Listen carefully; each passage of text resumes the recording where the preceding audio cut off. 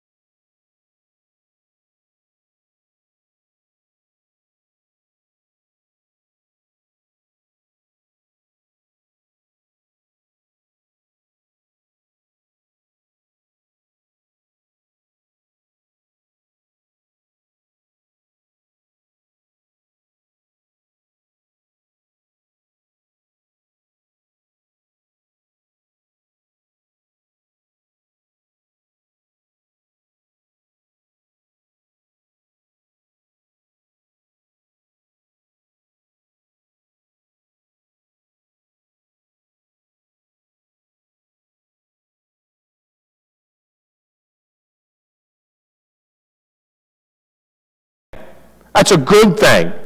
And yet we have a generation, we have a culture, angry that they can't have instant satisfaction. Further, they're angry and fighting their present circumstance. We find people wishing they didn't have to experience the curse of sin upon their bodies as they get older. And they are angry about what is going on. Well, my chronic pain, or you don't know what it's like. And I don't perhaps at my age, but the day comes I probably will. Right? But I'll just tell you, many older Christians are robbed of the joy of the Lord because they are angry and fighting the present. I'm going to just give one of our older people an opportunity to give an amen there. A lot of our older saints in the Lord, not at our church exclusively, but in Christendom, they have lost the joy of the Lord in their lives because they have given over to anger about their present circumstances with chronic pain or where their life ended up and it wasn't what they thought it was going to be, and they have lost the joy of the Lord because they are angry at the present. Yeah. We have young people angry about where they're at in life. We have older people angry about where they're at in life. We have people constantly seeking ways to try to get the next best thing. And when our plans don't pan out the way we wanted it, our circumstances don't change, what happens? Oh, we get irritated by it. And what happens? Discontentment begins to characterize our lives. What's discontentment, Pastor? Discontentment is an accusation against God's gracious care of us. That's what it is. When we're discontent, we're letting God know He has no business treating us the way He's letting us be treated. He doesn't know in His wisdom how we are supposed to be living right here, right now in the present. He needs to change our present to something more palatable and accommodating to our plans. And our discontentment, no matter if it's about our job, about our spouse, about our kids, about our marital status, about our wealth, about our finances, whatever it is, when we get discontent and we fight God in the present and that anger is resting in our lives, oh, my friend, it is a very dangerous accusation against God and His gracious care towards us. So what does Solomon say? He advises us about how foolish such an outlook is, considering the precious gift of life today. Didn't he stress this in chapter 5 and 6? Today's the day from the Lord, I'm paraphrasing. Be merry. Eat, drink, enjoy your labor. Why? Because you have today. Thank God for today. I fear too many of us, we want that instant satisfaction. When we don't get it, anger begins resting in our bosom. And you know what happens? We begin to slowly but surely accuse God of His lack of wisdom and goodness in our lives. And we are eaten up in discontentment and anger and pride. Solomon says, if you know what's best for you, live with patience in the present, not pining. What's the last thought he gives us tonight about living with patience in the present, not pining? Last thought's this, verse 10. Don't pine for the past. Let's all say it out loud. Don't pine for the past. Look what he says in verse 10. This is going to rub us the wrong way a little bit. Verse 10. Say not thou. Now, I'm no English major, but I think he says, don't do this. What is the cause that the former days were better than these? What is Solomon saying? He's saying, don't sit around saying, oh, I wish it were like the good old days. Oh, what gives, Pastor? What's the cause? The former days are better than these days. What's the use? Oh, man, Because no one says about this, thou dost not inquire wisely. One author said it this way, when life is difficult and we are impatient for change, it's easy to long for the good old days when things were better. Solomon here corrects our natural inclination towards sentimentality. Listen well. He calls out and wants to correct our natural inclination towards sentimentality. Is Solomon forbidding the enjoyment of good memories from the past? Is he forbidding that? Oh, no, of course not. Not. Is he saying, if I could say this way, that fondness for certain times is wrong? Is he saying fondness for certain times is wrong? No, he's not even saying fondness of those good memories is wrong. What is he saying? He is saying that it is foolish to be discontent with the present based upon your sentimental memory of the past. I'll say it twice. He's saying that it is foolish to be discontent with the present based upon your sentimental memory of the past. How do we know he's condemning that? Note what he says at the end. For thou, if you do this, dost not inquire, what's the word? Wisely concerning this. He says this idea, this phrase here of when you inquire. The idea is what you're asking for or what you're claiming about the past, it isn't wise. You may be convinced of it, but it isn't wise. Again, maybe none of us have to be theologians to understand this. If it's not wise, what is it by default? Foolish. Foolish. Given the context, for sure we know he's saying it is foolish. He's been saying the better than all the time, hasn't he? So it is foolish. It does not fear God. It does not operate as the God in heaven would like it to operate here amongst men in our mind. I love the way Warren Wiersbe put it. He said this, it's been said that the good old days are the combination of a bad memory and a good imagination, and often it's true. Yeah, some of you may want to take your phone out and take a picture of that saying, because that's a good one, isn't it? The good old days is nothing more than a combination of a bad memory and a good imagination, and often this is true. I was convicted about 2 weeks ago. Well, I've been convicted since then. Let's restate that. But I was convicted in a moment 2 weeks ago when I was visiting our dear friend Paul Pinkston. Many of you know Brother Paul used to be able to live on his own, but he's now down the road at Brookdale. We're thankful still for his good health while he's there. But here we were talking. I said, how you been doing lately? He says, you know, Pastor, and those of you know who Brother Paul, he's got that smile on his face. Pastor? You know, I don't have any complaints. I'm doing well. I'm glad to hear that, Brother Paul. He said, but I will say, some odd things happening lately. It's like, oh, like what? He teared up a little. He said, I couldn't remember what came after Genesis the other day. He began, had some tears roll down his eyes, and he said, it was a hard day. Because in that afternoon, I said, I'm gonna figure this out. And I tried to start remembering after Matthew, and I remember Matthew, and then there's somebody else with an M. I don't remember. It was a surprising day, because that's never happened to me before, Pastor. He goes, I remember today, Matthew, Mark, Luke, John. And he just goes on to tell me the books of the New Testament. He got it that day, but he told me that day frightened him, alarmed him somewhat. But can I tell you, after he tells me this story, you expect him to go on and say, stink's getting old, Pastor, don't let it happen. It's not what he said. He looked at me with those same tears in his eyes, and he said this, Pastor, I can't complain. I'm thankful to be alive. And you know what? I couldn't remember the books of the Bible the other day, but I still got to eat lunch. I'm still doing really good. I appreciate you stopping by. He said this lastly before I left. He said, you know, I've had better years in my health than I'm having now, but today is still a gift.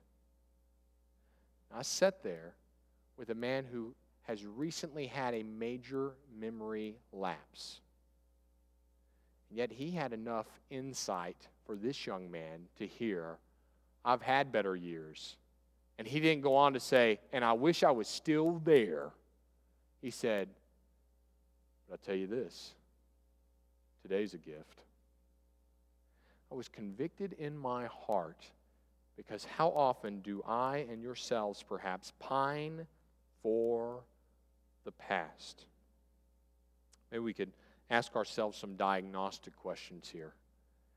How do I know if I'm pining for the past? You're critical about most things going on in the present, even if they're good things. you're critical. You're critical. I'll give you an illustration. We had MBT recently, didn't we? It was a blessing every night to have between 80 to almost 100 kids and teens on our property. Isn't that exciting? And we still have fruit in the children's ministry on the bus and in the teen department from it. Can I tell you what was frustrating and discouraging? The first 2 nights, people walking around, well, we used to have 200. I guess it's just not like the good old days. We used to run more buses than this. This is neat for a small thing, but we used to do more. And my heart broke. You know why? Because 80 to 100 kids are on property that need to hear the gospel. People invited friends. People drove in. People rode the bus. But do you know what they can only see? The good old days. Are we saying that there wasn't a blessing when there was probably 200 kids on property at some point in this ministry's existence? We're not saying that's bad or wrong. Praise the Lord for that. But if we're going to step back, well, I remember when the sanctuary was full. Hey, we had 3 people join the church. Well, I remember Sunday we had 37 join the church. Man, it's great. We have this young couple just got married. I remember when I had joy getting married when I was young. Some of you are a little nervously laughing. You're like, ooh. When we only see the critical about the present, especially anything good, you're pining for the past, my friend, and it's foolish. There's another diagnostic question or example. You have excuses for why you're not a blessing to Christ's church, why you're not sharing your faith, and why you're not being a blessing to your community. You have excuses rather than service. You know what has thrilled my heart? There's a woman who attends our church every Sunday for the last 3 months. You know how this woman ended up at our church? Because Velva Hall went to the hospital in a lot of pain. Velva Hall, though an honorary patient, and yes, you can tell her I said that, an honorary patient, is there in the hospital, and every one of her nurses and doctors who comes in, she's talking to them about the Lord and talking, I go to Faith Baptist Church, and you need to be our guest, and hey, keep an eye on my insulin, but you need to be our guest, and she's having a grand time, though in pain, right down the street here at Kettering. And my point is this woman didn't let a major medical setback stop her and say, well, I pine for when I used to not have to deal with this health like this. She's in the hospital, still reaching out, still trying to be a blessing. So, how do we know if we're pining for the past? We're critical about what's going on in the present, even if it's good. We have excuses about why we're not a blessing, why we're not sharing our faith, why we're not a help. And we find ourselves wishing for a different lot in life. A different lot in life.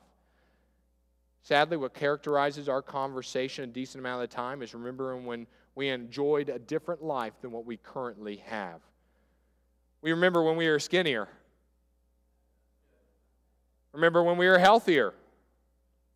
Myself, I remember when I had hair. It still freaks my girls out when they see pictures of me with hair. Remember when we had hair? Yeah, that's right. That's funny. Think about me with hair. We had less pains. We had less disappointments. We had more time. Maybe we had more freedom. Maybe we had more money. And you know what we do? We pine and we pine and we pine. Can I tell you that all 3 of these issues, you want to seek to have satisfaction right here, right now. I don't want to consider the end. I want the here and now. You're angry about the present and you're fighting it. And then you're pining for what is past. The reason that is so unwise, my friends, is that it demands God in heaven submit to our will to be done under the sun. Yeah. It is demanding, could I even say commanding, that the God in heaven submit to our will to be done under the sun. And what has Solomon shown us throughout our study repeatedly? Are you frail? Yes. Am I finite? You better believe I am. Am I limited? Are you limited? Absolutely. We know and understand so very little, it's pathetic. We control our circumstances you barely can even change the circumstances around you, right? You have a level of liberty and choice, but you can't really do much to control other people's choices to affect your circumstances. We can't extend our existence. One thing he has taught us in these 7 chapters, death will come for each of us. So pause with me. Consider how foolish it is for us to fight God. To fight Him. To want instant satisfaction. To fight what He's trying to do and allowing in our life in the present. And to always be reaching back for the good old days. Oh, what cause are these days? Oh, the former times. All you and I do is fight God in heaven. Now, we may be too pious to admit we're doing this, but my friend Solomon said that's exactly what you're doing in your proud, hasty obstinacy. And he's trying to warn us and help us. If you know what's best for you, don't do it. Right? Live with patience in the present. I end with a quote, "Yesterday is past and cannot be changed, and tomorrow may not come, so to make the most of today." And what did the great Roman poet say? Carpe what? Diem. Seize the day. This doesn't mean that we shouldn't learn from the past or prepare for the future, because both are important. But it does mean this, that we must live today in the will of God and not paralyzed by yesterday or not hypnotized by tomorrow. If you and I will know what's best for us, let us learn to view our life through the lens of death, have a tender, teachable heart, not a haughty, have-fun type of heart, and live with patience, not pining in the presence. And so what does Solomon tell us? Resisting pleasure, pride, and pining will grant an enjoyable life despite the hardships. Tonight, if we know what's best for us, may we take the admonitions from chapter 7, 1 through 10 to our hearts. And tonight, my friend, live with patience. Quit the pining. If you're struggling with it, take some time with the Lord tonight. If somebody in your household is struggling with this pining, fighting God, wanting instant gratification, wishing for the good old days of the past, why don't you take some time to help them and pray with them? We're going to run across somebody and they start spouting out some of these fallacies that are dear to our heart. May we come back to this chapter with them and help them out. All right? If we know what's best for us, let us live this way with our God in heaven who knows what's best for us under the sun here. Father, I'd ask that you'd help each man, each woman, and each young child here in the room. May we live in a way that shows we know what's best for us based on your word, from your word. And God, I don't know tonight what's going on in the hearts of these men and women who are gathered here, but I do know we are all susceptible to want instant satisfaction. We're all tempted to fight what you've allowed or what you are proactively doing in the present. And God, I know how many times each of us reaches back with bad memory and a good imagination to desire the good old days.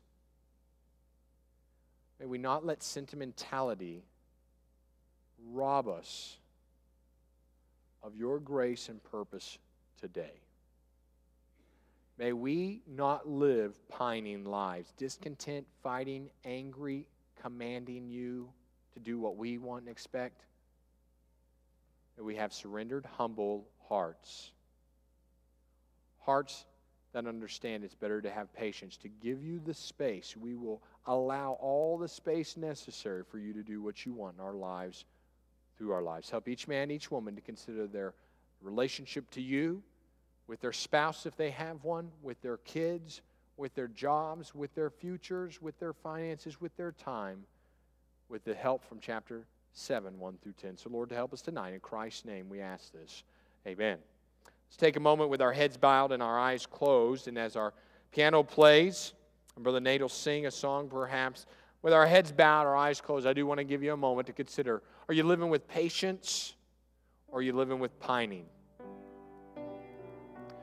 Are you upset with the Lord with what's going on in your life right now?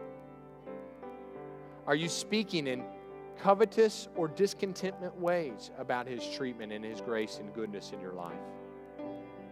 Are you convinced there were days in which He was better to you than the day you're living right now. I'm not saying your circumstances are swell. I'm not saying your life's grand. But I am saying if you're drawing breath, you have a good, gracious God who's at work today. Are you going to let him be? Heads are bowed, eyes are closed. Let's take a moment.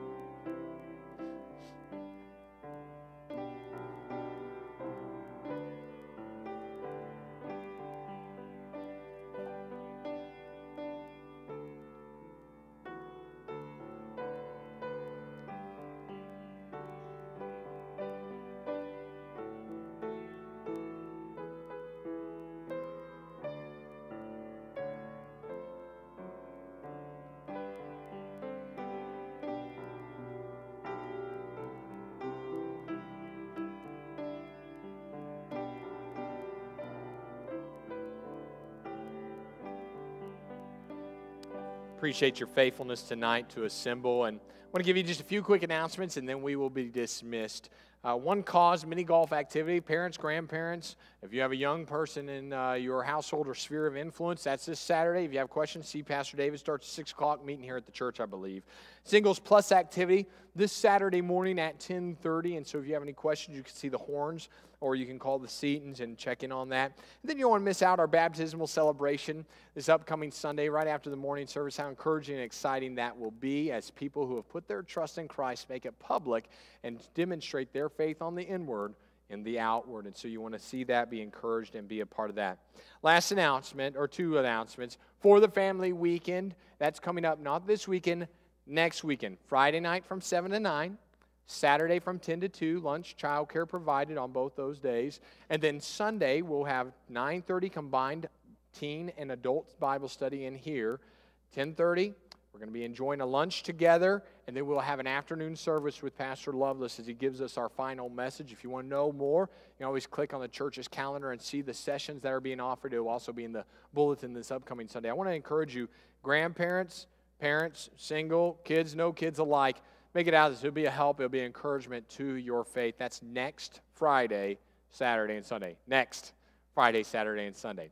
We're thankful to have Brother Jordan back with us and Miss Laurie joining us. And so I'm going to ask them to slip out to the foyer. We're thankful for Sister Laurie playing the piano for us tonight. We're going to have them slip out to the foyer. They wanted to express and will on Sunday their thanks for your thoughtfulness and your generosity to them as they had that table full of victuals. It's actually victuals if you're from the South. I think that's actually the proper pronunciation, victuals. Victuals and all the different cards. If you say, oh, I didn't bring anything, I thought I had a little bit more time. Bring it Sunday. Brother Jordan and Miss Laurie will not fight you about that. They will be thankful and receive it from you, and so that's for sure. So get by and say hi to them tonight. All right, you are dismissed. We look forward to seeing you on Sunday.